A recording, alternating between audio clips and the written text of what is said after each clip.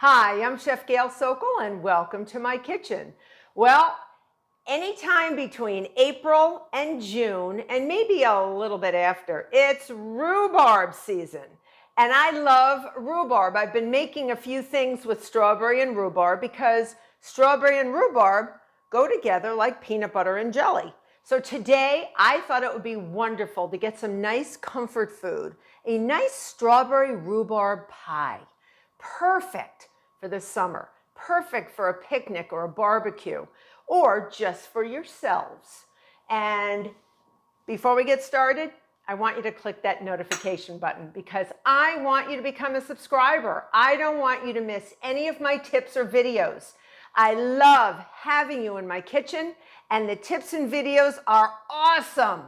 But more importantly, your company is most appreciated. I feel like you are right here with me in my kitchen, and it's a lot of fun. All right, strawberry rhubarb pie is an incredibly delicious pie. It's not a high pie like an apple pie. It's a little bit lower, and it's double crusted. So the first thing we have to do is make our flaky pie crust, or our pâte brisée. So we're going to be using a lot of butter. And I like to add some cream cheese to mine. It makes it nice and tender, and we're going to get a lot of flakiness. Best way to start, you can do it by hand. Best way to start, though, is if you have a food processor. So in my food processor, I have 2 cups of all-purpose flour, and I'm going to add 1/4 teaspoon of baking powder, just a little bit, just to give it a little poof in the oven. You don't have to if you don't want to, but it's just a little something, little something extra, you know, a little je ne sais quoi. 1/4 teaspoon of salt. And then what I'm going to do is I'm going to mix it up. I'm just going to give it a pulse, pulse.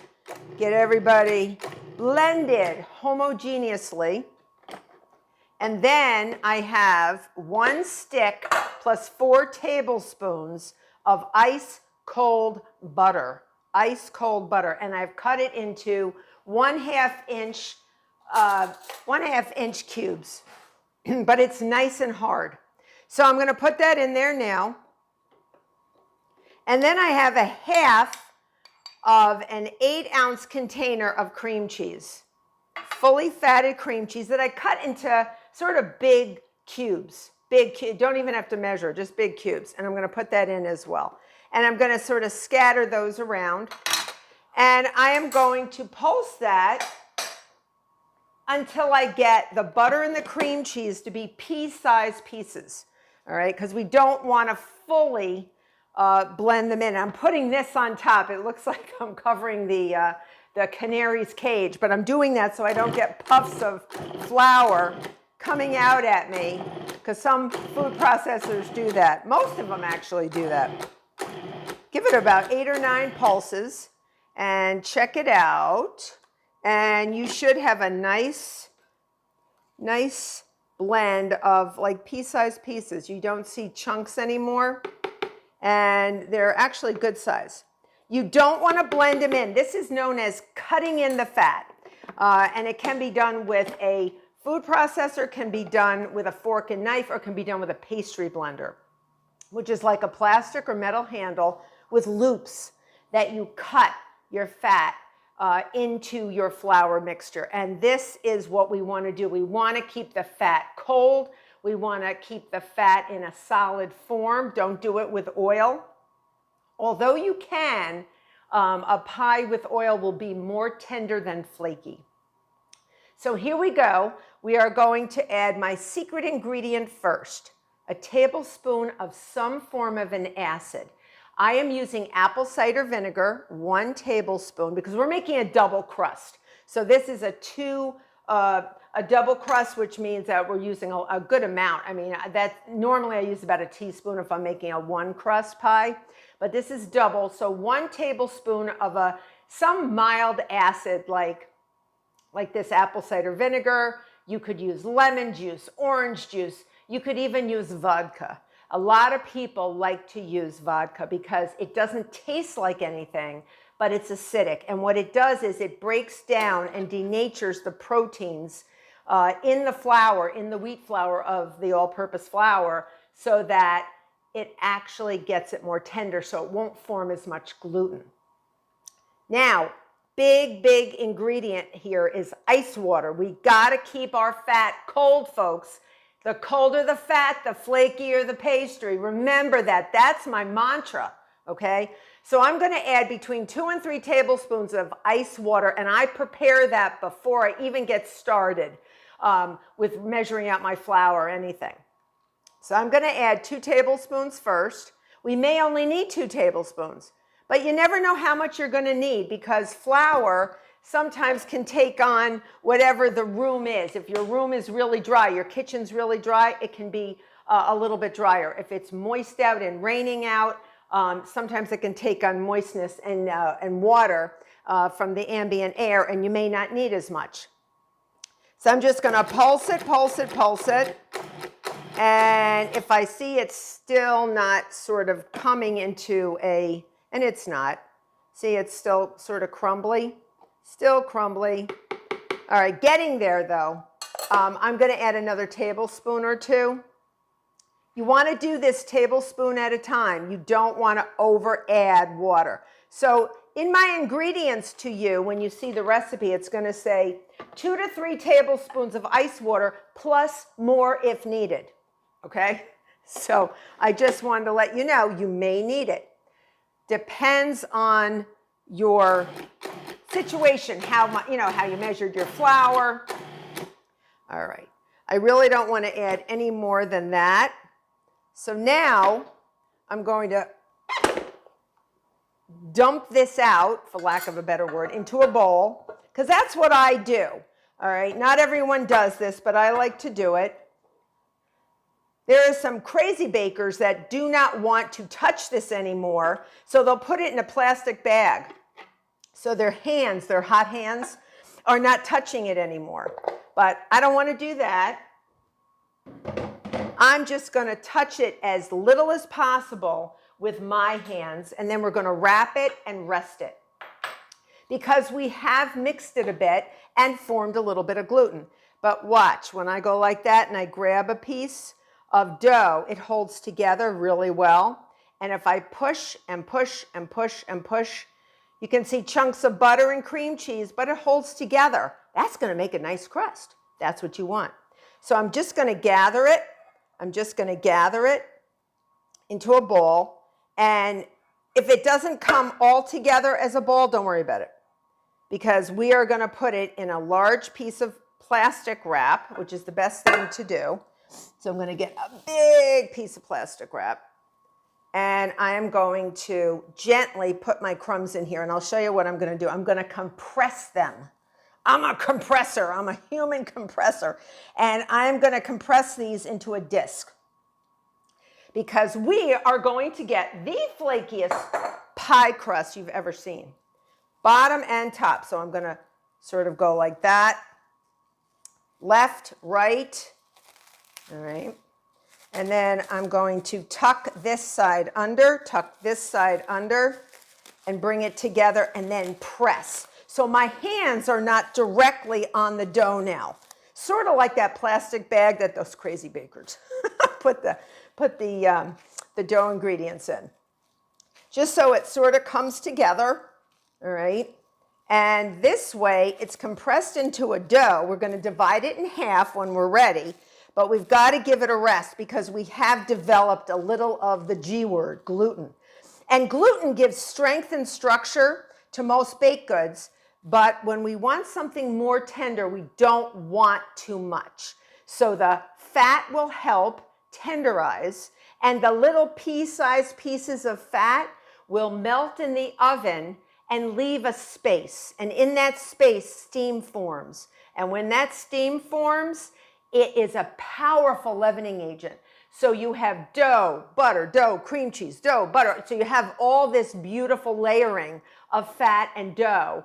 And when it goes into the oven at a high temperature, like 400 degrees, it will sort of puff up from that steam and moisture, because we have a lot of water in our dough, and create flaky layers. So I'm going to put this into to my fridge for about an hour, and I will see you back. While our flaky pie dough is resting in the refrigerator, it's time to make the filling because it needs to sit for about 15 minutes. We're not using cornstarch or flour. We're going to be using tapioca. Now, tapioca is little beads created from the cassava plant, which is a starch. And it's sort of like gelatin. You're going to have to let it sit so that the juices from the rhubarb and the strawberry sort of come out through osmosis, because the sugar is going to draw the juices out, and then it's going to cause the tapioca to sort of swell and absorb those juices, so that will create and soften it too, because they're little hard little beads right now. And then in the oven, it's going to create a nice thickening, nice clear filling, and thicken it and make it clear so it's not like cloudy, is what I'm trying to say. So in a large bowl, I have 1 1/4 cups of granulated sugar, so it's in my bowl, 1/4 cup of tapioca, quick cooking tapioca, and then I have the zest from 1 lemon. All right. And then I'm just going to mix that around. You can add it all together if you want to as well. And then I have cut up 4 cups of rhubarb, and I made them so that they were not too small. So I took my rhubarb and I just sliced it crosswise like you would a celery, because they sort of related to the celery plant. So I'm actually going to mix 4 cups of rhubarb in here. And it's raw. You don't have to cook it first. That's what's so good about this pie. You don't have to cook anything. You don't have to do anything. And these fruits are loaded with water. And that's what we want to come out through the walls, the cell walls of these fruits, to actually soften our tapioca. So I put 2 cups of cut up strawberries. And I basically left them in nice big pieces because I want a nice chunk, with my flaky pie crust. I like a pie that doesn't have mush inside. You really want to taste it. So I've done a strawberry rhubarb compote for you. And this is going to be a little bit more textured because the pieces of fruit are a little bit larger. So you can see I'm coating everybody. Coat everybody, and it smells beautiful. You smell the lemon zest and the strawberries, and it smells beautiful. And we have to let it thicken. So I'm going to let this go for approximately 10 to 15 minutes. You don't have to do longer than that, but some people do a little bit longer, some people do a little shorter, but you really do want to let this tapioca absorb that moisture. You don't want it to actually be in a crunchy, hard state, which is its normal texture in the box, is what I'm trying to say. It's so intoxicating I can't talk straight. So and this is going to make a 9-inch pie, 1 9-inch double crust pie. So I'm just coating. And I'm taking my time coating because I want to get the lemon zest distributed. Sometimes I actually distribute it with my hands throughout the sugar and the tapioca first. But this is good. You see that? That's what it's going to look like. Leave it room temperature. Leave it aside. 15 minutes. And when we come back, time to roll out our crust and get this baby in the oven. So my flaky pie dough has been in the refrigerator about an hour. It's nice and firm. And my beautiful filling has been sitting for a while. And I'll show you. It's nice and moist. And it's made its own sort of like sauciness, because all the moisture came out of the strawberries and the rhubarb because of the sugar through osmosis, came out and actually moistened that tapioca and softened it. All right, so that it will create a wonderful gel, thickened gel that's clear in our pie. All right, now we have to roll this out. This will make two crusts, so you can either make you know, a crust that is like a pecan pie, like a one pie crust. Here we're going to have a two crust pie. Oh, did you see this? Can you see this? Little tiny bits of butter and cream cheese all over. You know what that means? Flakiness. Flakiness. Okay. I get very excited about these things. All right. So I'm going to take my bench cutter or my dough cutter or even a small knife, and I'm just going to cut in half. All right. I'm just going to cut it in half. And I'm going to take 1/2 and I'm going to put it back in the plastic wrap. This one's still cold, so I'm going to leave it on the side here. If it's soft in any way, put it back in the fridge until you're ready to use it, okay? So now I'm going to get a nice floured surface and I'm going to flour it. This is where I always say when I make bread, don't use too much flour. Here you need flour because you don't want your pastry crust to stick to your work surface. So make sure that you flour it nicely. And I have preheated my oven to a pretty high temperature, 400 degrees Fahrenheit. All right. I have a 9-inch pie plate. I'm just using a plain old Pyrex pie plate. You can use anything you want. If you have a darker pie plate, your pie may darken a little bit faster than mine. And I also have a foil-lined sheet pan to put it on. Never, ever bake a pie without it being on a sheet pan. I have seen people have leakage all over their oven of blueberry filling, and that ain't pretty to clean up, folks, let me tell you.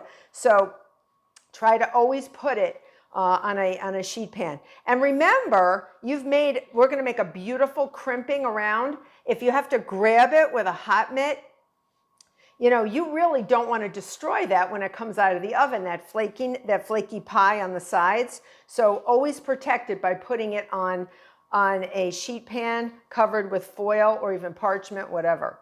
So now I'm going to take my rolling pin and slowly start rolling this out. It's still a little cold, but it will warm up. And if it cracks a little, don't worry.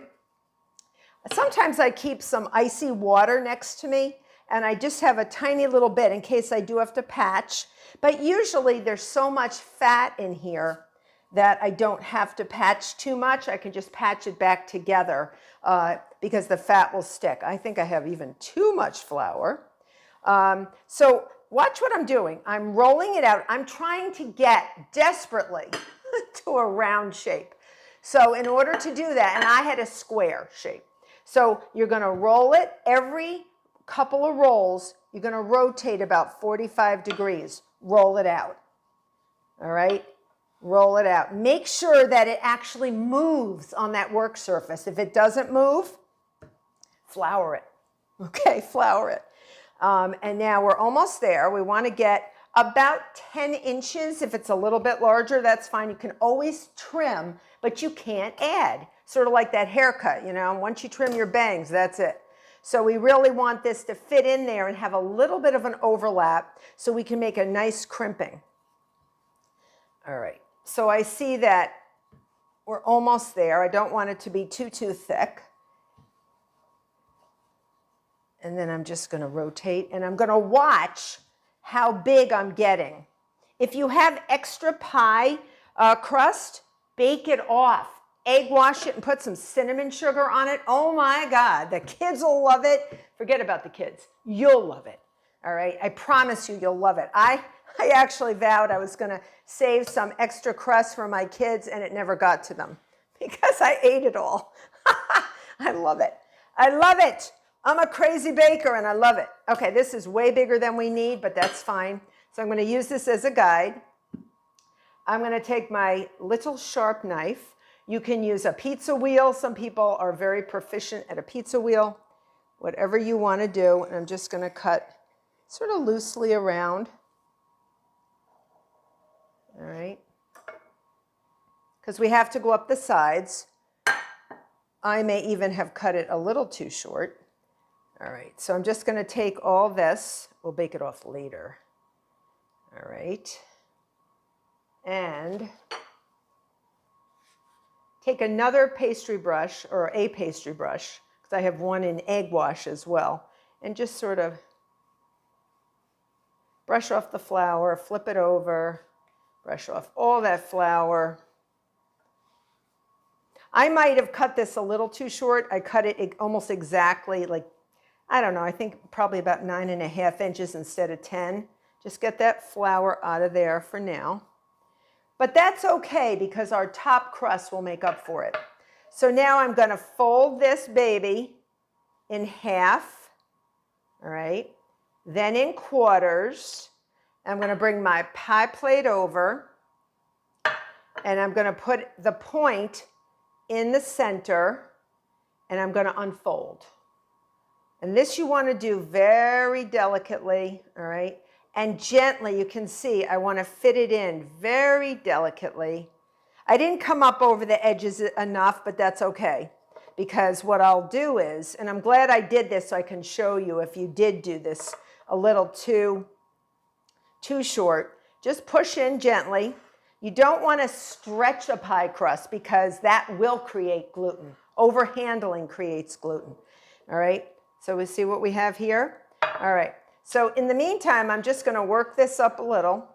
That was on me. I did that. But that's okay. That's okay. No problem at all. And now we're going to take a little bit of our egg wash. This is just one beaten large egg. All right. And a little pastry brush. Not the same pastry brush that you use for the flour. We don't want any flouriness on here. And I'm just going to go around the edges. All right, and we're going to fill it in a second, and then we're going to put our top crust on. And that's where the fun is, because I love crimping it. Love, love, love it. It's so much fun to crimp and make a nice pattern. All right, now we got our filling. Oh my goodness, lots of filling.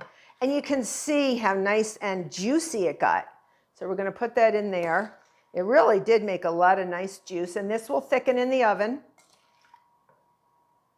Nice. And don't worry if you see some of the tapioca, you're supposed to.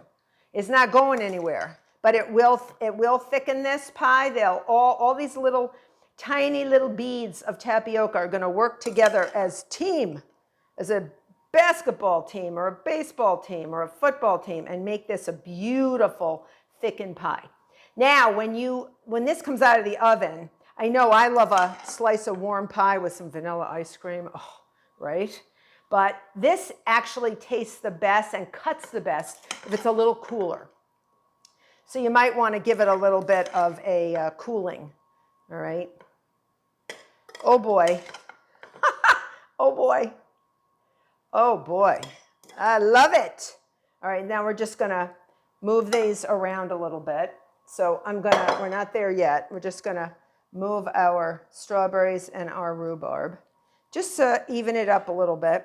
Yeah, we got a little mountain going on. I don't have a problem with a mountain of rhubarb and strawberry, do you?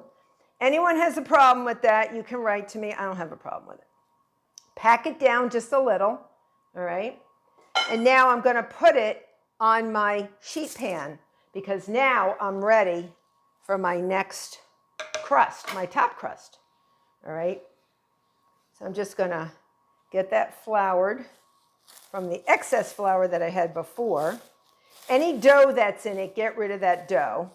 And here we're going to actually roll it out bigger. We're going to roll it out bigger to at least 10 inches. All right. And remember, it's a square now, so we have to sort of work it. We're going to work it. Just a little bit of flour on top. And anytime it sticks, you know what to do. Flour it. Okay, so it's firm, it's hard. If it cracks, don't worry. Cracks don't upset us. Cracks don't upset us. And rotate. A few rolls, rotate 45 degrees. Rotate, and you'll even feel your biceps getting stronger. This is a workout. You're going to actually it's aerobic and baking, A and B. Aerobics and baking. And it's fabulous. It's fabulous. I have muscles, and people always say to me, why do you have muscles? Do you lift weights? And I'm like, well, I'm sort of working that dough. Keep it going. And you see I have a little crack here. I'm just going to pinch. Pinch, pinch, pinch. That happens. All right. keep rolling it out. And then we rotate because we're not at a circle yet. We need a circle. And if it's not a perfect circle, at least it's going to be a large, sort of strange looking circle. And then we can actually correct for that by cutting it. Okay. So keep going, and you'll feel thicker pieces and thinner pieces. And you want the thicker pieces to actually get rolled out so they're a little thinner. Okay, so we're almost there. Keep doing it. I still have motion to it. I still have movement. You see it? I can still move, and that's what you want. All right. And I know it looks like I'm going a little too far, right? But I'm going to take a bowl. This is a bowl that is probably close to 11 inches. And I'm actually going to take this bowl, put it over, and I'm going to do it a little bit more, just a little bit more. I'd rather have excess now. Okay, so this is the time to have excess. All right, now you're going to brush all your flour off. Take your bowl, put it on top. Take your trusty knife, and I'm going to cut around, but a ½ inch away from the bowl, you see? So I'm actually going to cut bigger than the diameter of the bowl on purpose. On purpose. Boy, am I going to have a lot of good pastry, cinnamon pastry cutouts. Yum, yum, yum. All right. It's a hard life, right? It's a hard life. I'm a crazy baker and I love it. Okay, so I'm going to go all the way around. I'm going all the way around my bowl. All right, and if it's not perfect, don't worry. We're crimping. We're going to make it beautiful. It's going to be a beautiful pie. All right, you see this? You see this? Get all those out off of there. All right. You can even take these scraps, put them together, rewrap them in plastic wrap, and freeze them for another time. I did that once for Thanksgiving and made little pastry leaves for all my pecan pie and apple pies. So, and pumpkin pies. It works very nicely. So if you see, this is a lot bigger than our pie. All right. So now I'm going to, you can do this now or you can do it on there. I'm going to take a knife and I'm going to make some vent holes. All right. So I'm going to make 4 in the center. Just 1, 2, 3, 2 or 3 inches long, just so we can get all the steam out. Okay. And it doesn't become a wet pie. And I'm going to fold it in half again. And I'm going to brush a little of that flour off, fold it in quarters, and then I'm going to bring my pie over and gently put it on top. All right, you see this?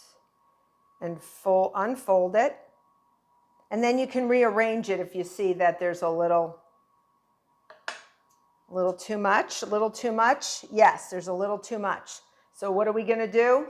Trusty knife again, okay? And we're going to cut it so that you can see if you peek under, there's the bottom crust, filling, and the top crust, a little too much. So we are going to just cut a little bit off of there and have fun with this. Don't be so hard on yourself if it doesn't come out perfectly. Don't be hard on yourself, all right? They're not perfect, but wait. When you start crimping, it really will cover all sins, okay? If you know what I mean, you know what I mean, right? Wink, wink, you'll see, you'll see.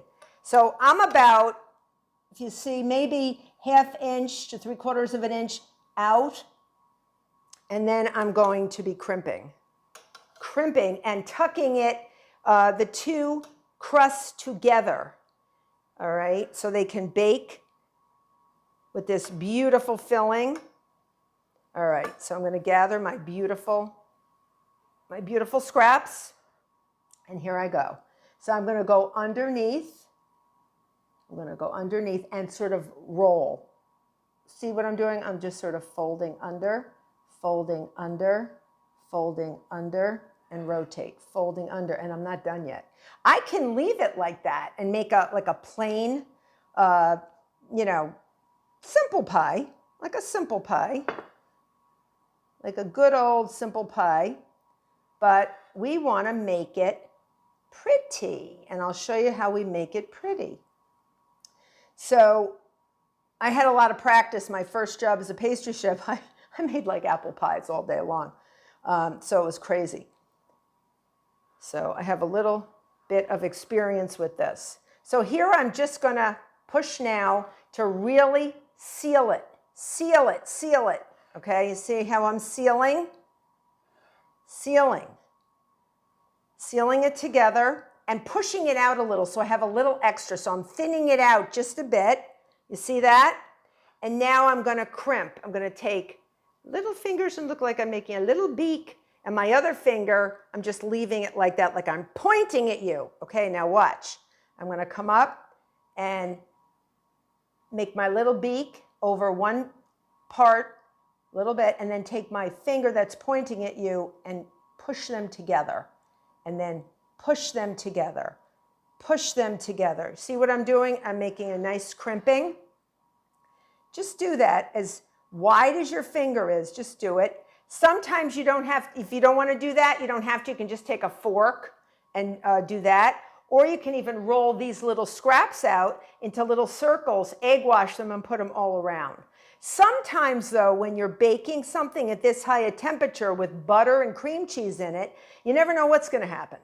It can be wild and woolly in that oven. And sometimes the little add-ons that you have may not stay on. They may melt off. So I always like to do this because, and try to keep the crimpings over the edge. You see the edge of my pie plate? The crimpings are not hanging over. When they hang over, sometimes they melt off. Hence, the baking sheet, the sheet pan. We don't want anything. We don't want juices. We don't want to have to clean our oven after this. Nothing. We want to enjoy our pie, right? With a big scoop of vanilla ice cream or some whipped cream. Oh yeah, you know what I'm talking about. Really, really nice. So this is going to bake at 400 for 20 minutes, and then we're going to turn the temp down to 350 and bake it for 45 to 50 minutes. Now, isn't that gorgeous? That's a gorgeous pie, right? All right, we're not done yet. We're not done yet, folks. See our egg wash? Egg wash the whole thing. Gently. Do not over egg wash your crimpings and make them mushed. We don't want to mush the crimpings. That's not even English. Okay, just egg wash lightly all the way around. And then we're going to take some turbinado sugar, which is sugar that still has a little molasses in it. So it's sort of more raw. It's not as processed. And it will give a beautiful caramelized look to the top. It's going to be gorgeous. Gorgeous, okay? I always do around the crimpings too. Do around that, all right? This is a pretty nice pie if I do say so myself. And if you bring this to someone's house and said, oh, I just whipped this up in 2 seconds, it is rhubarb season, you know, it's like, yeah. You're going to be the talk of the party, okay? So here's our sugar. This is the sugar, and it's pretty raw. It's got a larger crystal than granulated sugar. Sort of almost brown sugar, but not quite, okay? Larger crystal, and we're just going to really sugar that baby up all the way around. Don't be skimpy on the sugar. I did not give you a measurement for this. I want you to just, you know, do you. Whatever you want to do, do it. Do it. Oh, I just have a little bit more. Okay. So now I'm going to put it on my sheet pan. Make sure it is lined with foil.